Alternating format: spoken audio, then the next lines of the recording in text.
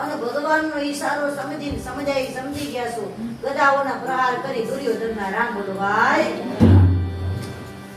5 પાંડવોને સત્તા મળી, સંપત્તિ મળી, પણ શાંતિ મળી. 5 પાંડવો દુખી થયા છે. ધીરે ધીરે ભગવાનના દીકરાઓ નદી કિનારે ગયેલા છે. એક સાધુ તપ કરતા હતા. એ પોચેલા સંત હતા અને ભગવાનના દીકરાઓએ જઈને સંતની મશ્કરી કરી. એક પુરુષને નારીના કપડા પહેરાવ્યા અને કીધું, બાપુ અમારા ભેગી આ બેન આવી છે, તમે જરાક જોઈને કહો તો ખરા. પોચેલા સાધુ છો તમે, જરાક કહો તો ખરા, અને દીકરો આવશે કે દીકરી? સમજી ગયા છો કેવડી મોટી મશ્કરી છે.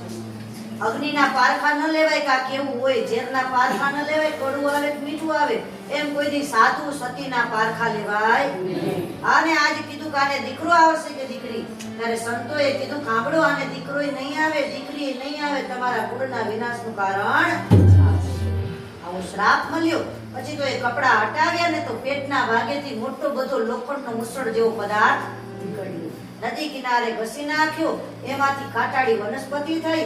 નનકો કટકો વધ્યો ને નદીમાં નાખી દીધો. ઈ કટકો માછલી પેટમાં ગળી જાય છે. ધીરે ધીરે ધીરે બધા વૈકુંઠ ગમન કરવા લાગ્યા અને સમય જતા અનેક લોકો ધામમાં ગયા છે. અને આગળ જતા પ્રસંગે બતાવ્યો, નાનો એવો કટકો જે વધેલો છે એને જરા નામનો શિકારી પોતાના ઘરે લઈ જાય છે. આ બાજુ અર્જુનજીને ભગવાને કહે છે કે તું મારી રાણીઓને લઈ આવ. અને અર્જુન રાણીઓને લેવા માટે ગયા.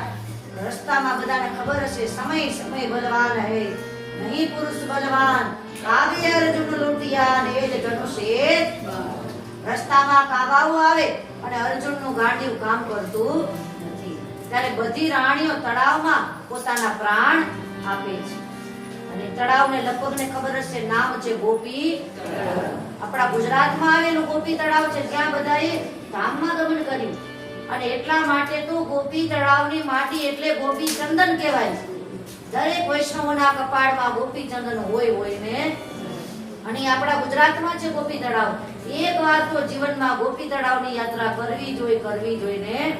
જ્યારે સમય મળે ત્યારે ગોપી તળાવ અવશ્ય જવું જોઈએ આપણે. તો આવી રીતે બધા ધામમાં જવા લાગ્યા. અને પછી ધીરે ધીરે નાનો એવો કટકો, જરા નાનો શિકારી લઈ જાય, એને બાણ બનાવ્યું. અને પછી એને થયું કે લાવ શિકાર કરવા નીકળું. અને ભગવાન શ્રી કૃષ્ણ પદમાં ભેગા થયેલા, પગ ઉપર પગ ચડાવીને ભગવાન શ્રી કૃષ્ણ બેઠેલા છે. પણ લગભગને ખબર હશે, જરાને એમ કે કોઈ હરણની આંખો છે, પણ કોણ હતા? ભગવાન પોતે હતા. અને જરા નામનો શિકારી બાણ મારે, સીધું બાણ ભગવાનને લાગે છે. ભગવાને મન